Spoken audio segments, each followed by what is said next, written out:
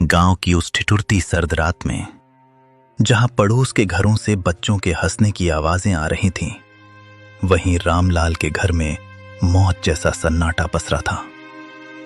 रामलाल, जिसने कभी बड़े बड़े भोज में राजाओं की तरह 56 भोग परोसे थे, आज अपनी ही बहू की जली हुई और सख्त रोटियां निगलने को मजबूर था। किस्मत का खेल देखिए, जिस हाथ ने सबको खिलाया, आज वही हाथ कांप रहे थे। थाली को पैर से जमीन पर घसीटते हुए, लो निगल लो इसे। सारा दिन खटिया तोड़ते हो, कम से कम ये जली रोटियां तो खा ही सकते हो। और सुन लो बुढ़े, कल सुबह सूरज निकलने से पहले आंगन चकाचक साफ मिलना चाहिए। मुफ्त की रोटियां तोड़ना बंद करो। तुम्हारी इस खांसी और मनहूसियत ने घर का सुकून छीन लिया है। बेटी, गला सूख रहा है। अगर थोड़ा सा गुड़ का टुकड़ा मिल जाता तो ये सूखी रोटी अंदर उतर जाती। गुड़ चाहिए इन्हें? अरे अपनी औकात देखिए। जब से मां गई है, तुम हमारे सिर पर बोझ बन गए हो। सच तो यह है कि तुम्हें भी मां के साथ ही चले जाना चाहिए था। अब यहां हमारे टुकड़ों पर पल रहे हो, और नखरे ऐसे जैसे अभी भी किसी रियासत के रसोइये हो। बेटा, जिस दिन तू पैदा हुआ था, उस दिन मैंने पूरे गांव को घी के लड्डू खिलाए थे। तुझे अपनी हथेलियों पर छांव देकर बड़ा किया। क्या यही दिन देखने के लिए मैंने तुझे काबिल बनाया था? तभी 7 साल का पोता गोलू दौड़ता हुआ आता है और रामलाल के गले लग जाता है। उसकी आंखों में गुस्सा और दुख दोनों हैं। पापा, आप दादाजी को ऐसे क्यों बोल रहे हो? जब मुझे डर लगता है तो यही दादाजी मुझे अपनी गोदी में सुलाते हैं। माँ, आपने इन्हें जली हुई रोटी क्यों दी? क्या आप मुझे भी बड़े होकर ऐसी ही रोटी दोगी? चुप कर गोलू, तू नहीं जानता, ये बूढ़े लोग सिर्फ परेशानी बढ़ाते हैं। जा अपने कमरे में।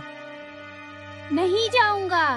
पापा, दादाजी बोझ नहीं है, ये तो हमारे घर का आशीर्वाद है। आप कहते हो ना कि ये आपके टुकड़ों पर पल रहे हैं, पर दादाजी ने तो मुझे बताया था कि ये घर और ये खेत उन्होंने अपनी मेहनत से बनाए हैं। फिर ये आपके टुकड़े कैसे हुए? गोलू, तू छोटा है, बड़ों के बीच मत बोल। रामलाल का दर्द तो फिर भी खुले आसमान के नीचे था, जिसे हवाएं सहला देती थीं। पर नेकी राम की सिसकियां उन 4 दीवारों के पीछे दम तोड़ रही थीं, जिन्हें उसने खुद अपने पसीने से सींचा था। उसका बेटा पवन और बहू शीला ने उसे घर के पीछे एक ऐसे स्टोर रूम में फेंक दिया था, जहां कबाड़ और मकड़ी के जालों के सिवा कुछ न था। उस अंधेरी कोठरी में नेकी राम का वजूद भी उस पुराने सामान जैसा हो गया था, जिसे अब कोई छूना नहीं चाहता। शीला, उफ, कितनी सड़ांध और बदबू आती है इस काल कोठरी से। पवन, कल इस बुढ़े के बर्तन एकदम अलग कर देना। मेरे बच्चों को सख्त हिदायत है कि इनके हाथ का छुआ पानी भी ना पिएं, कहीं कोई बीमारी ना लग जाए। और हाँ, आज इन्हें रात का खाना मत देना, सजा मिलनी चाहिए इन्हें।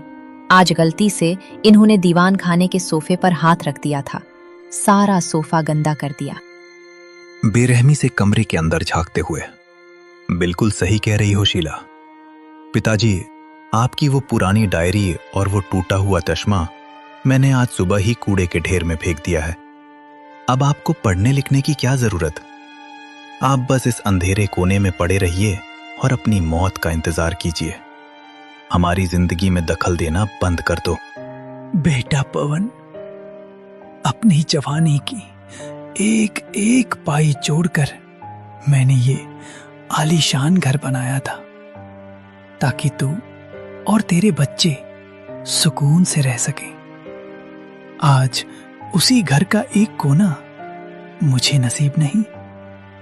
आज मुझे ही तू कूड़ा कह रहा है। जिस चश्मे से मैं तुझे पढ़ते हुए देखता था, उसे ही फेंक दिया। तभी नेकीराम की 6 साल की पोती पिंकी चुपके से कमरे में दाखिल होती है। उसके हाथ में एक छोटी सी पानी की बोतल और अपनी टिफिन से बची सुनो जी, कब तक हम इस पुराने घर और बुढ़े की बीमारी में पैसा लुटाते रहेंगे? देखो, शहर में फ्लैट की कीमतें दिन ब दिन बढ़ती जा रही हैं। अगर आज ये जमीन हमारे नाम नहीं हुई तो कल को तुम्हारे भाई भी आकर हिस्सा मांगेंगे, फिर हमारे हाथ कुछ नहीं आएगा। अभी वक्त है, कुछ ऐसा करो कि बाबूजी खुद ही खुशी खुशी अंगूठा लगा दें। माया, तुम समझ क्यों नहीं रही हो? वो जमीन बाबूजी की जान है। उन्होंने अपनी पूरी जिंदगी की कमाई उसमें लगा दी है। वो कभी भी इसे छोड़ने के लिए तैयार नहीं होंगे। हर इंसान की कोई ना कोई कमजोरी होती है और बाबूजी की कमजोरी है तुम। अगर तुम चाहो तो सब मुमकिन है। प्यार से नहीं मानेंगे तो थोड़ा दिमाग लगाओ। लेकिन ये सब ठीक नहीं लग रहा। कहीं बाबूजी को पता चल गया तो? रे, कौन सा हम उनसे कुछ छीन रहे हैं? आखिरकार सब तुम्हारा ही तो है। बस थोड़ा जल्दी अपने नाम करवा रहे हैं। देखो, तुम 4 दिन उनकी खूब सेवा करो। दवा समय पर देना, खाना खुद खिलाना, उनके पास बैठकर बातें करना। उन्हें ऐसा लगे कि तुम ही उनका सबसे बड़ा सहारा हो। कल पूरी तरह पिघल जाए तो किसी दिन पेंशन या बैंक के बहाने कागज ले आना। कहना कि ये जरूरी कागज है, बस औपचारिकता है। वो बिना पढ़े ही तुम पर भरोसा करके अंगूठा लगा देंगे। सुनील, पता नहीं मैं सही कर रहा हूं या गलत, लेकिन अगर अभी कुछ नहीं किया तो आगे बहुत पछताना पड़ेगा। यही समझदारी है। वक्त पर लिया गया फैसला ही इंसान को आगे बढ़ाता है। बस याद रखना, भावनाओं में बहकर मौका मत गंवाना। कोशिश नहीं, काम पूरा करना है।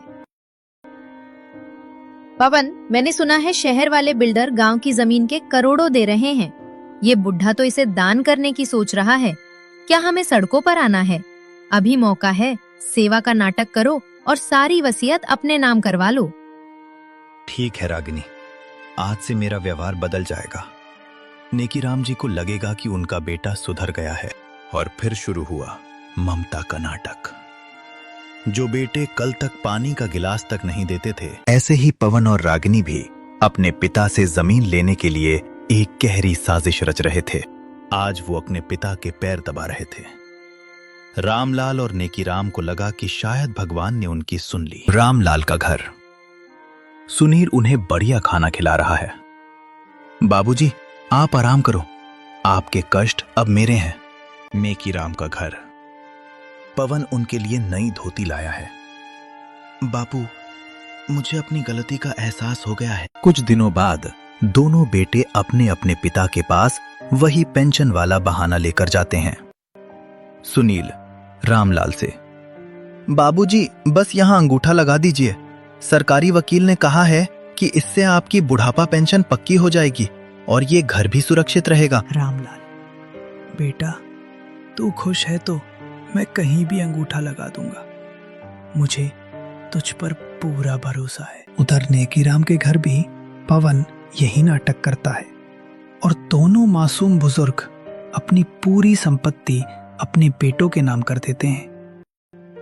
जैसे ही कागज हाथ में आते हैं, बेटों और बहुओं के चेहरे से नकाब उतर जाता है। मूसलाधार बारिश हो रही है।